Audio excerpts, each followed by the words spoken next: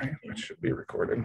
Okay, welcome everyone. I'm Natalie McKnight. I'm the Dean of the College of General Studies here, and I am so thrilled to welcome you to our first Common Ground event, National and Global Citizenship, a Conversation. So the Common Ground Committee was just founded back in the fall through a donation from an alumnus, Jonathan Levin, who gave money to the college because he wanted to support activities like this, which would foster conversation across differences, because he kind of feels that one of the big problems in the nation now, the world actually, is that people do not know how to talk with each other respectfully when they disagree about something. And if you take a look at politics at all, you see that he is very right about this. So the topic emerged out of some of the initial meetings of the Common Ground Committee that we had in the fall and early spring. And the Common Ground Committee, how do I go to the next slide? Oh, the arrow key, right? Okay, okay, yeah. Yeah. Oh, you know what? Let's click on this. Maybe it's the Zoom. Yeah, Try it. There we go. Yeah. And then go back. Yeah, thank you. The Common Ground Committee has students, faculty, and staff on it. So if you're at all interested in joining us, that'd be great. And you just contact me, Natalie McKnight, at njmck@bu.edu. So Professor Shawn Lynch and Professor Chun-Yi have graciously offered to present to us today on ideas about local and global citizenship, after which we will have an open conversation. And I'll just say a few words about Professors Lynch and Chun-Yi, both of whom teach social science here at CGS. Chun-Yi's research focuses on changing understandings of moral personhood and responsible citizenship in contemporary China. It's very fitting. And she has published articles in this area in Modern China, Matrix, a journal for metrocultural studies, social sciences, the Blackwell Encyclopedia of Sociology, and Current Anthropology, to name a few. Shawn Lynch specializes in 20th century US political history and modern British history. He has lectured widely on topics such as Brexit and civil liberties in the US. He has been a stalwart leader of BU votes, and thank you for that. And he has just been offered a book contract for a book based on the Social Science 103-104 course sequence. So congratulations, Shawn. And thanks to both of you. Thank you. Thank you. Thank you very much, Dean McKnight. When our presentation's done, we're just going to ask you to, give us some feedback, give us some of your thoughts or ideas on the issues that we raised. That's all. Would be interested to hear from you what you think about some of the issues that we've raised. So for the first part, I want to talk to you about the Enlightenment and its relation to citizenship. And I think I put here, yes. So please note what follows is my interpretation of the spirit of the Enlightenment, upon which much of the Western society claims as the foundation for their present societies. So the assumptions that I make, the conclusions that I make, are based only on the ideals of citizenship as presented by the Enlightenment philosophers. That's all.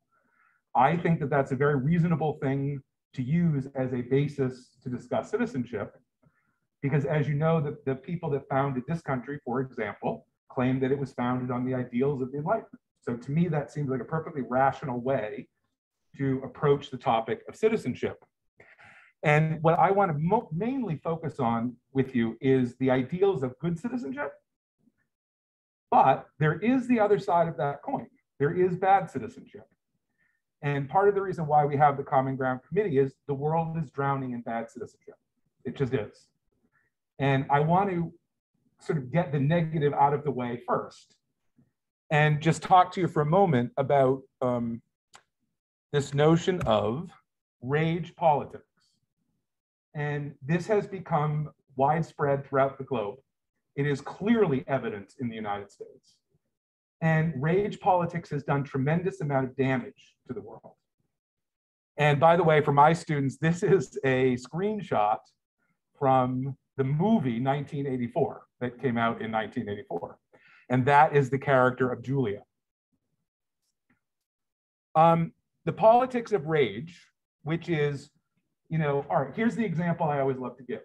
Many years ago now, I was having a conversation with someone about my brother buying a new house.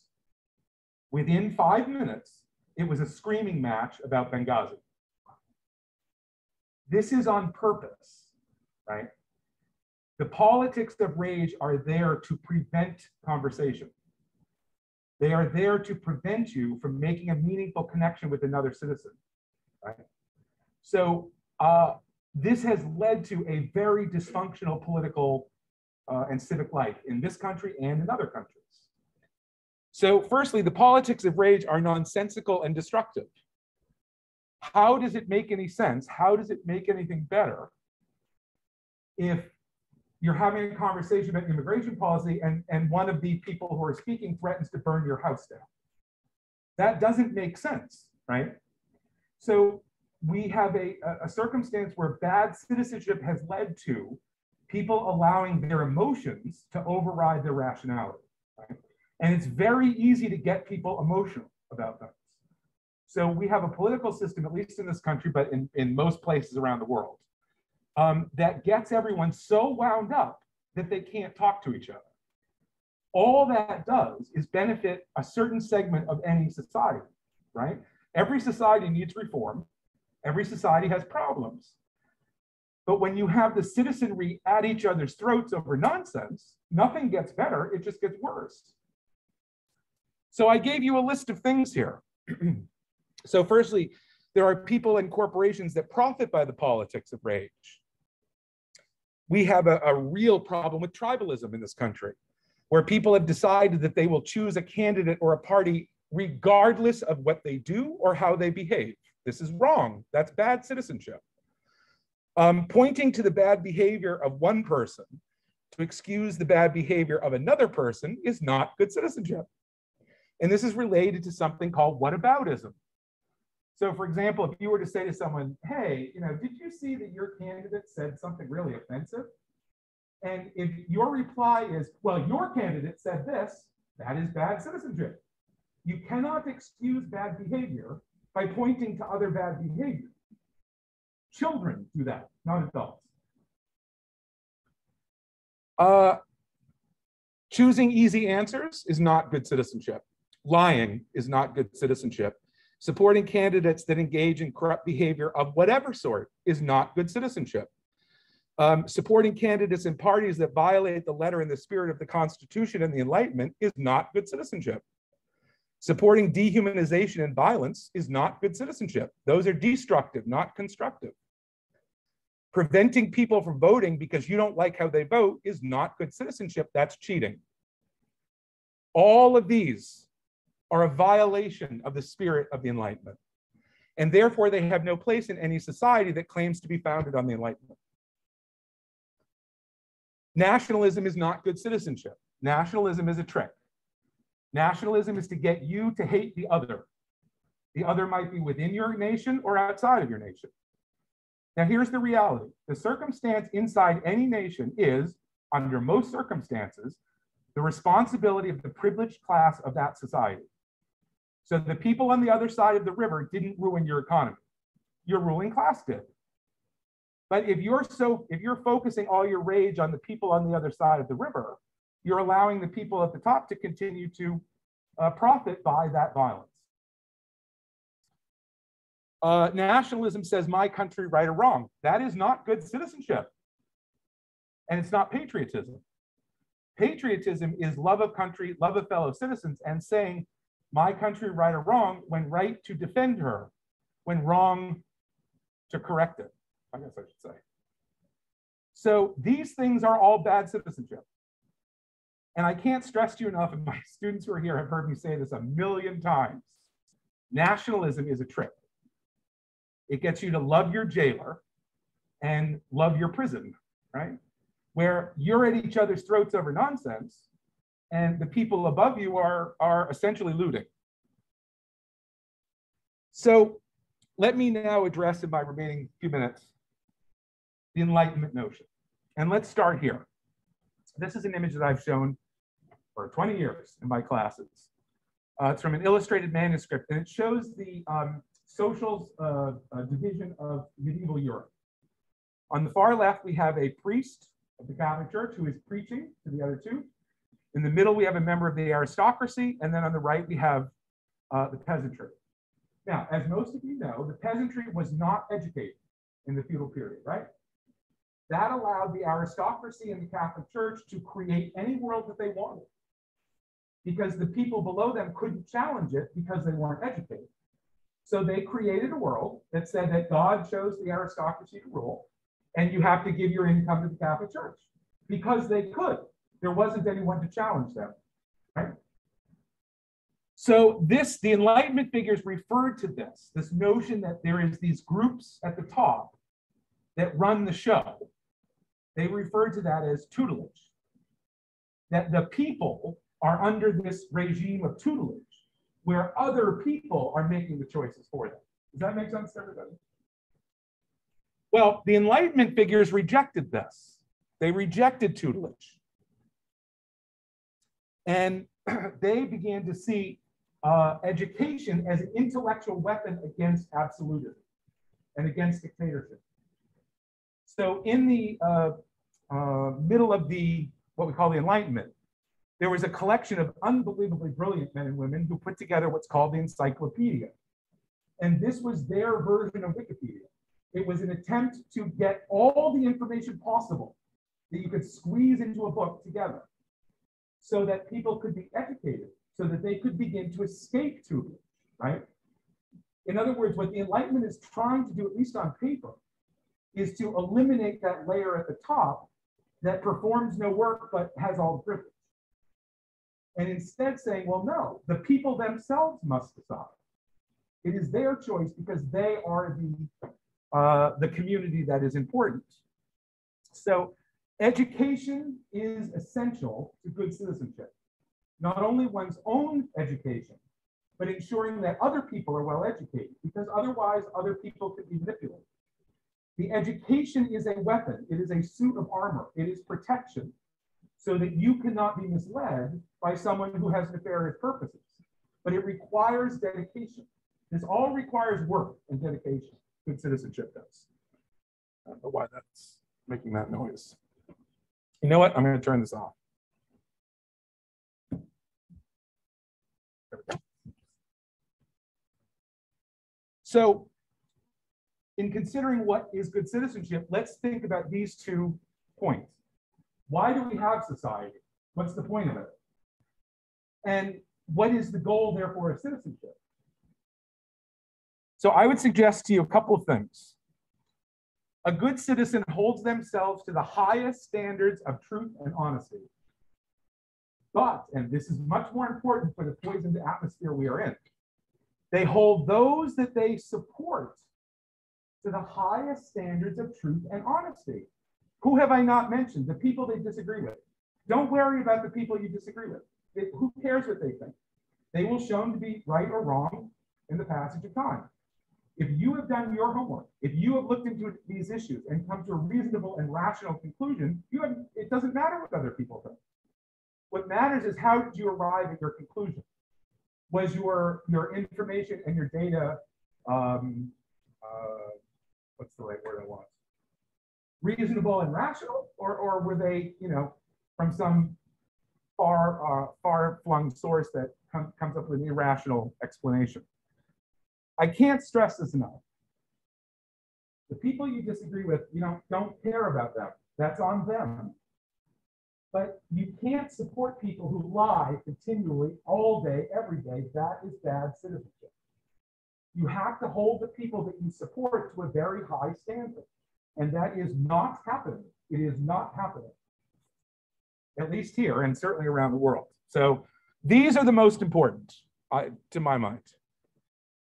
But then I gave you this list. And if we define good citizenship as in an Enlightenment era society as one focused on constructive policies that ensure and enhance constitutional protections for all citizens and that propel the advancement of society, a good citizen would do the following in my estimation. Support public education. Now, I had again, a person that I was speaking to who said to me, well, we don't owe anyone an education. And my response is, what are you talking about? Of course we do. If you don't educate the people that are, the next generations, the society collapses. So how in any way can it be rational to hold the ideal that we don't owe people an education? It doesn't make sense. A good citizen makes a dedicated effort to find the most reasonable and rational explanations for problems and supports the most reasonable and rational solution. Isn't that obvious? To me, it's very obvious. Supports policies that do the maximum good for the maximum number of people. Again, a very easy guideline to follow. Does not engage in the politics of rage and hate. This is a trick. If someone stands before you and says, hate those people over there, that's a diversion and a trick. That doesn't solve any problem. It only makes things worse. Does not dehumanize or use violence against those who vote differently. Dehumanization is a real problem in American society today. People are dehumanized all day, every day, in various ways. And I would say, and I'm guessing that Dean McKnight and some of my colleagues are here might agree, the material life for Americans has gotten much, much worse in the last 40 years. This is not the country that I was raised in. It's not. Things have gotten much, much worse on so many levels. That is because people have been engaging in bad citizenship. That's the only reason. A good citizen ensures that all constitutionally qualified citizens have free and fair access to the polls and that no group or individuals are arbitrarily excluded or suppressed, and then does not support voter suppression methods. So being a good citizen is easy. It's saying we want the best policies that do the best good, and we want to make sure that all voices are heard. That's it. You don't have to be any political an adherent to any particular political philosophy to agree with that, not in an Enlightenment society such as ours. So I will stop there, and I hope that you will consider the ideals of a good citizen that I tried to demonstrate to you. And certainly these are true on a national level, a local level, but also on a global level. So I'd like to turn things over to my dear friend and colleague, Dr. Sung. Thank you. Thank you, Dr. Lynch. Yeah, if people don't mind, I'm just going to take off my mask, make it a little bit easier to listen. But yeah, thank you all for coming. My name is Chun-Yi, and I am a professor at I'm a lecturer at the Division of Social Science. And today, as an extension to what Professor Lynch has talked about, I'm going to talk about examples about other notions of citizenship in other parts of the world, primarily in China, because this is what I know best. This is where I do my research. So in the next 15 minutes or so, or maybe less than 15 minutes, what I want to do here is to loosen up our understanding of citizenship. Yes, I mean, like in the West or in America, there's a notion of citizenship that we think that like it's sort of like it sort of like dominates our imagination about what citizenship means. And what I want to do here is to suggest that maybe not everybody around the world understands citizenship that way, right? So I'm going to use the example of China to illustrate that. So first, I would like to talk a little bit about how we usually understand citizenship in America as a baseline, right? So let's consider this definition of civil society. This is inspired by early 19th century German philosopher Hegel, and later developed by philosopher and sociologist Jürgen Habermas. But basically, this is what they said. It's a definition of civil society, and this is inspired by the Enlightenment notion that Professor Lynch was talking about, right? So this is what civil society means. Civil society is an immediate associational realm between state and family, populated by organizations which are separate from the state, enjoy autonomy in relation to the state, and are formed voluntarily by members of society to protect or extend their interests or values. So this is the sphere that active citizens basically do their activities in, right? So this is sort of like the realm where we think about citizenship. So let me highlight a few characteristics in this definition of the civic sphere. First, associational realm between state and family. So in America, there is a very defined civic sphere where we have citizens to have activities in. And this sphere, it's not controlled by the state, it's not controlled by the government. it's bigger than, it's beyond the family, meaning that it's a realm that push people outside of their friendship circle, outside of their family, in order to engage in something that is public. And yet this is separated from politics, right? So examples of all these associations are, for example, sports club, professional organizations, interest clubs, church, right? Church activities, YMCAs, YWCAs, right? In America, I mean, like if you have some interest that you want to share with some other people, chances are you can find a club to join. These clubs are not necessarily political per se, even though like sometimes when it comes to issues, political issues that may concern the interests of this group of people, maybe they can basically get together and voice their opinion, right? So in America, we are very used to having this notion that all these clubs exist and they are everywhere. And this is the civic sphere that allows citizens to connect and to interact with each other. The second characteristics of this enlightenment or this Western understanding of civic sphere is that this civic sphere that I talk about, it has to be separated from the state, right? What citizens are doing, I mean, like citizens have the responsibility to affect state policy, to participate in politics, but they don't control the government. On the other hand, the government cannot control citizens. And that's why sometimes like when we hear the news that like, oh, this big businessman is bribing the government to do things such and such. Or when we hear in the news that like, oh, this religious groups is getting so powerful that it's influencing political policy, we get extremely nervous about it. Because in my mind, these things should be separated, right? These groups, these civic groups, yes, they can voice their concern, they can voice their opinions, but they cannot be so dominate. I mean, like it's still separated from politics, right? So if these two spheres mix, we get like uncomfortable about it. The third characteristics I want to highlight here is that the notion is that this civic sphere, its participation is voluntary in this civic sphere.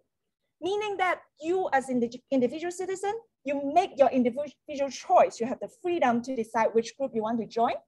And when your values or your beliefs no longer align with these groups, you can choose to leave, right? The freedom is yours. So in America, our understanding of citizenship is that we are talking about a group of independent, individually thinking citizens. You can make the decisions to join some of these clubs to hang out with people with similar beliefs as you are. And when needed, you would make your political voice heard so that like you can maybe in some sense affect government policy, right? So this is sort of like our ideas about what citizenship is like. What I want to point out is that this is not necessarily how everybody around the world understands citizenship. And I'm going to use the next 3 slides to talk a little bit about my research on citizenship in China and to share with you some different characteristics about how Chinese people understand citizenship. So pay attention to how this might be different from this definition. Oops. So the first notion or first characteristics of citizenship I want to highlight is that in the Chinese language, citizen, 公民, literally means people in the public, right?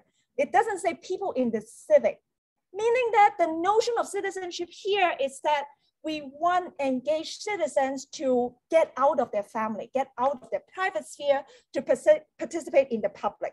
The notion of public, it can mean supporting the government, it can mean participating in clubs, it doesn't matter.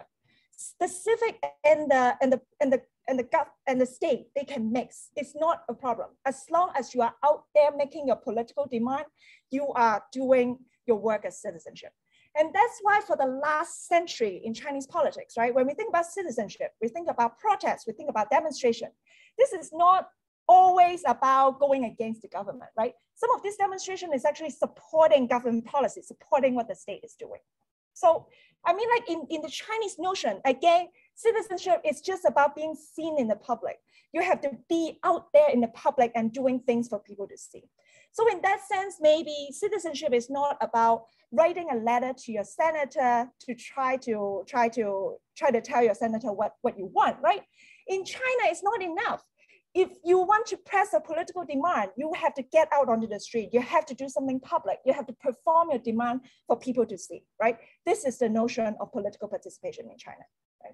So again, the focus here is not on like whether you're posting political demand.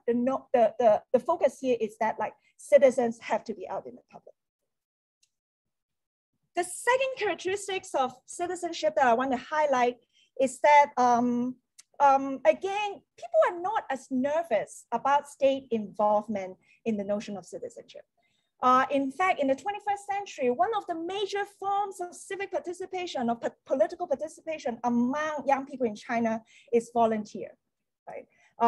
There are a lot of student volunteers in China that like every year we see like people going to the countryside and to, I mean, like these are some of the pictures that I took in a rural school where university students would go volunteer and teach rural kids to try to solve the urban-rural disparity problem in China, right?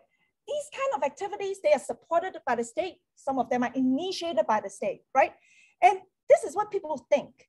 If you are trying to make some contribution to your nation, to your society, you want it to be impactful. How do you want it to be impactful? I mean, the state has all the resources. You can help out, right? You should listen to the state if they think that like education is something that we should work on. Why don't we just like help the state achieve that? If we think that like if there is an earthquake happening in some parts of China and the state needs help in mobilizing people to help with disaster relief, why not just like help out over there, right? So that's the notion of citizenship. It's about young people stepping into the public, responding to the call of the states to do something that is beneficial contribution, make meaningful contribution to the society. And what's wrong if the state is actually mobilizing all these things, right? So, I mean, again, this is really what my research is about. It's about looking at these new forms of political participation in the form of volunteerism. I mean, a lot of what these people are doing, they're not political per se. It's about like going to the countryside and help out, right?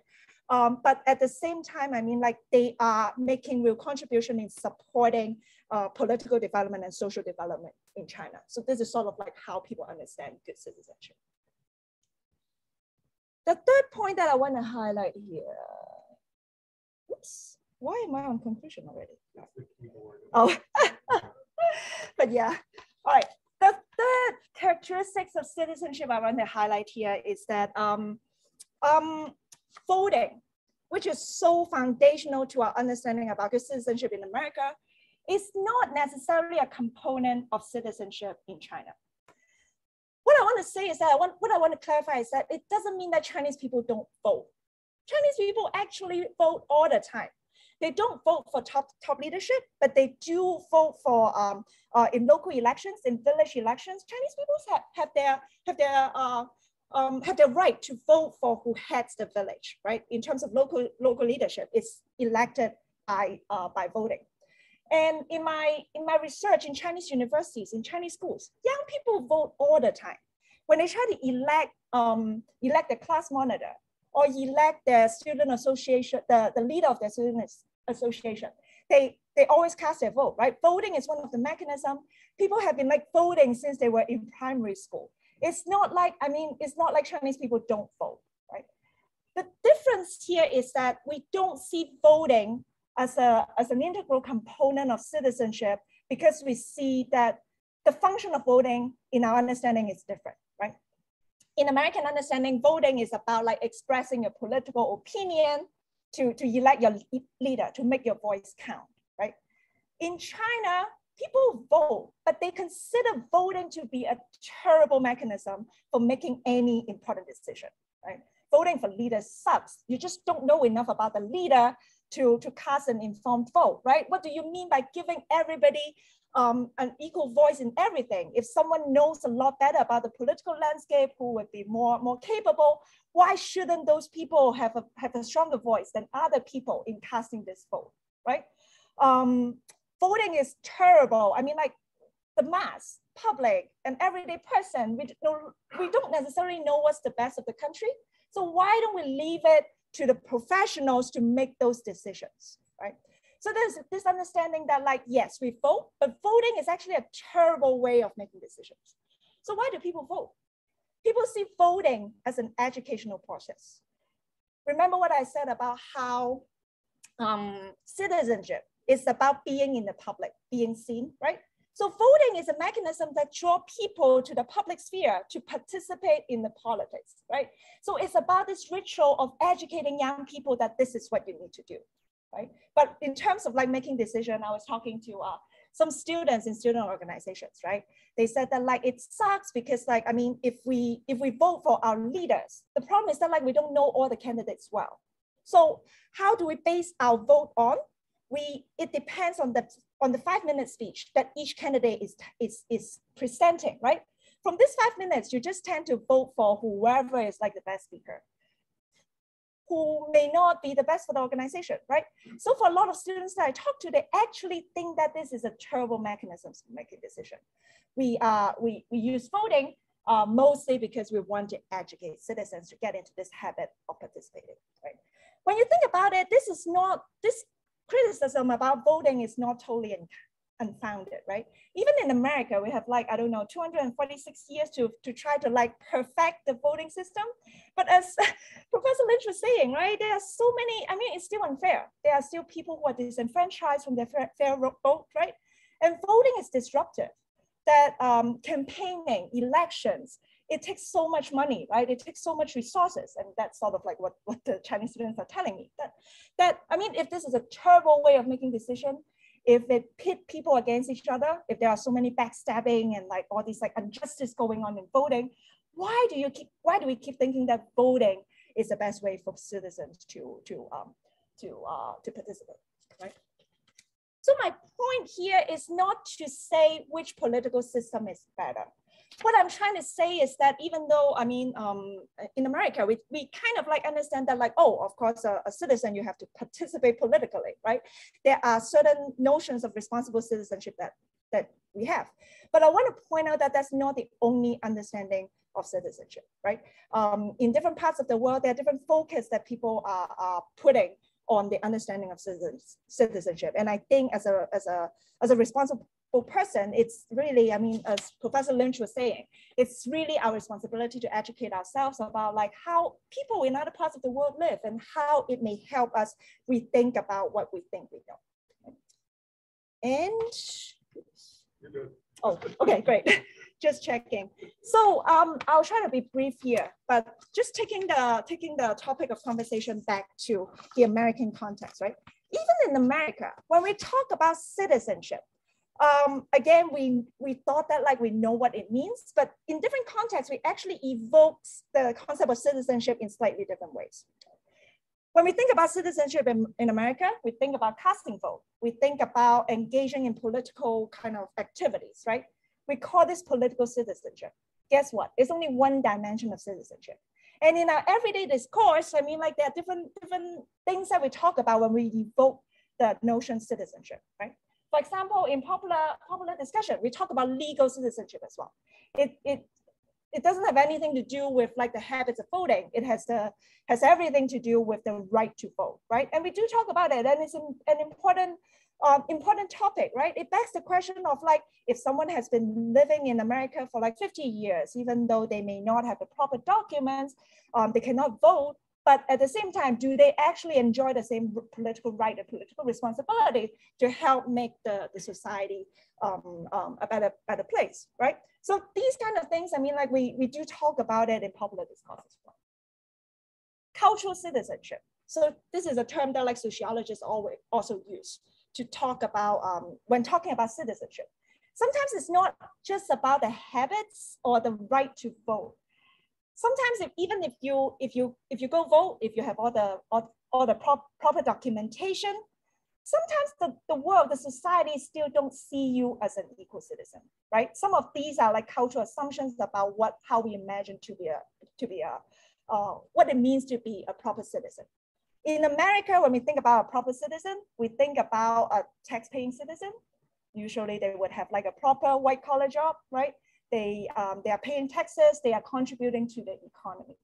And hence we sometimes have a conversation about like, when we talk about people who are getting welfare, for example, we tend not to really recognize them as full citizens in a sense, right? We talk about them as parasites who are taking advantage of fellow citizens, right? You are not as a full citizen as your neighbor may be, it also matters when it comes to people who may not speak proper English, right?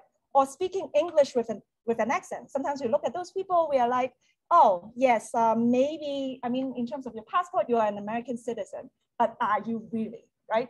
Because this is so important in our imagination about proper citizenship.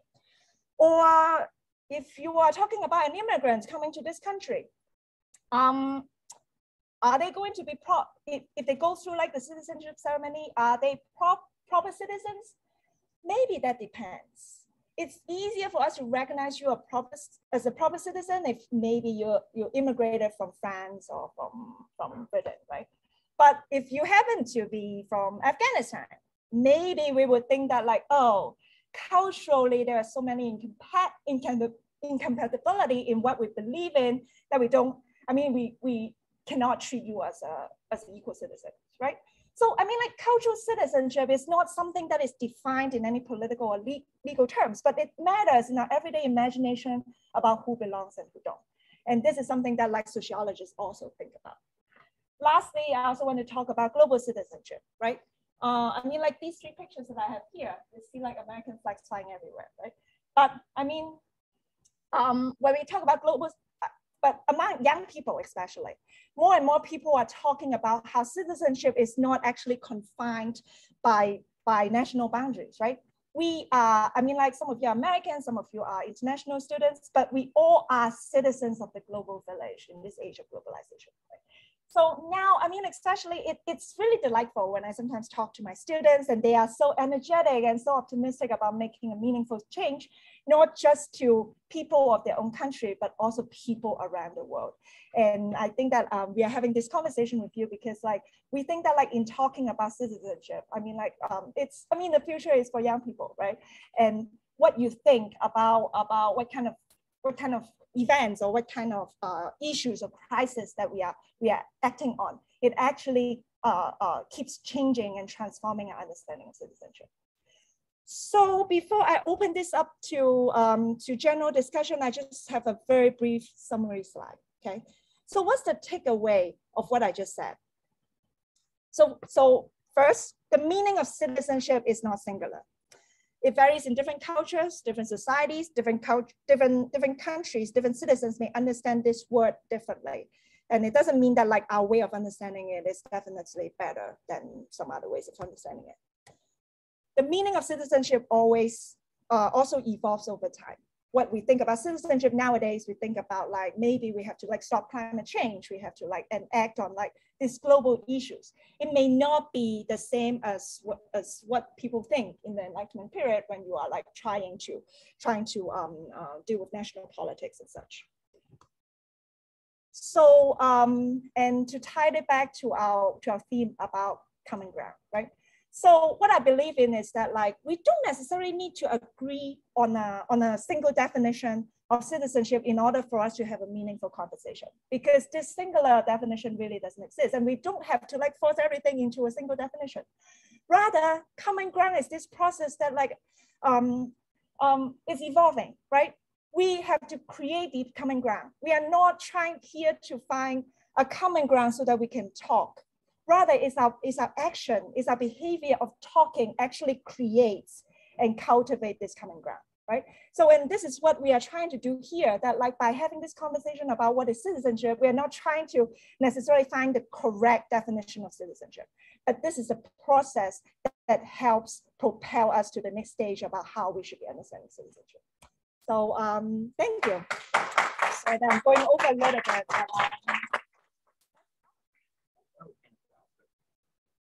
So we're happy to take a few minutes to discuss any of these issues. Before we propose anything, I'd be interested if you have any questions or comments about any of the issues that we brought up, or any points that you'd like to make about some of the issues that we've raised. So now would be the time to do that. Yes.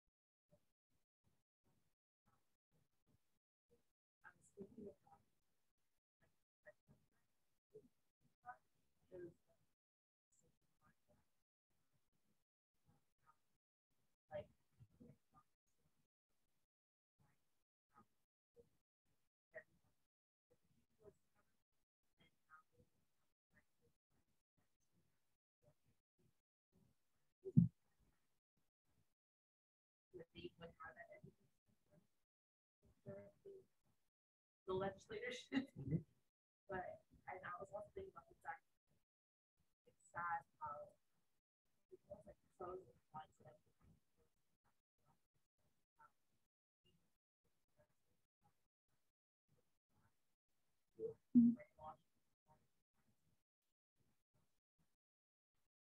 That's terrific. Thank you. Thank you for sharing. Anything else? Any other commentary? Yeah.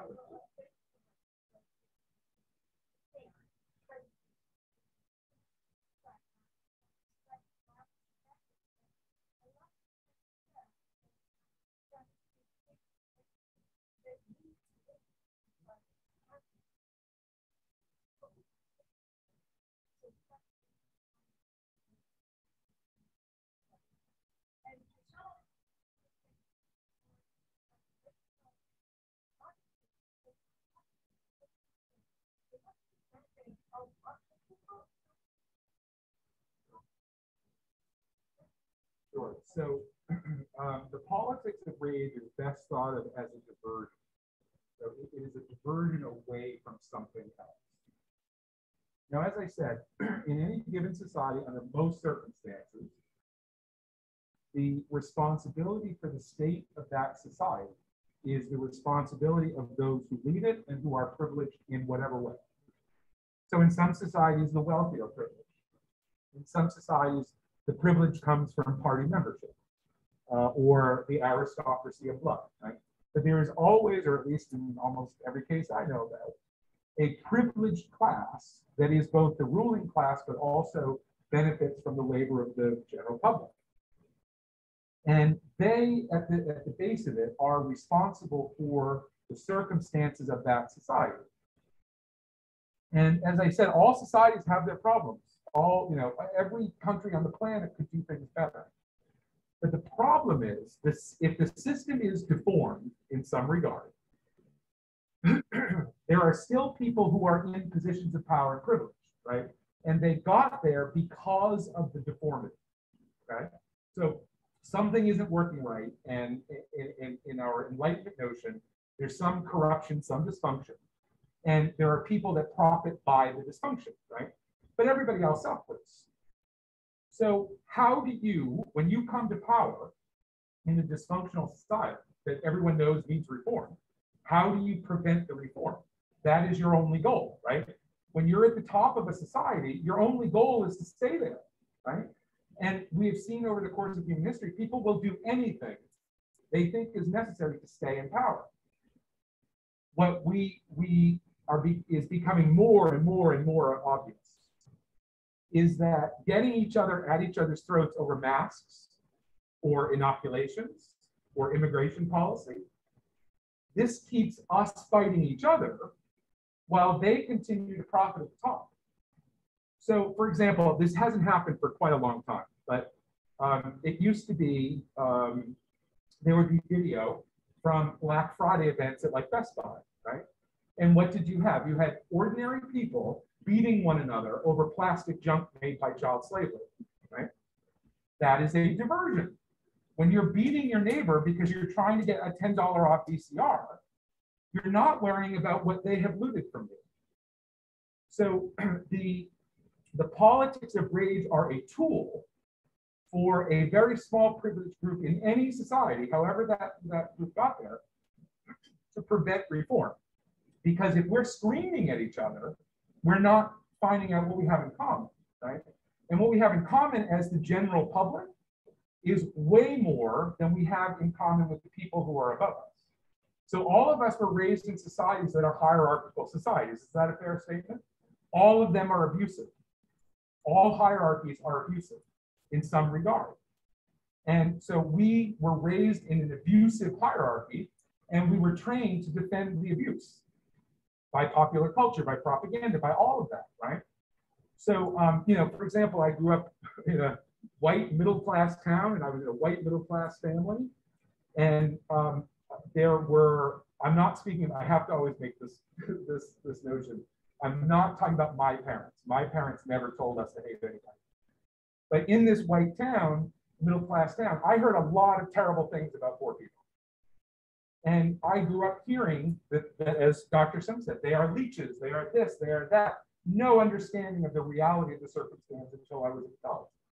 So there is one way in which people argued in favor of tax cuts by denigrating the poor and saying, well, they don't deserve the help, so why should I pay for it?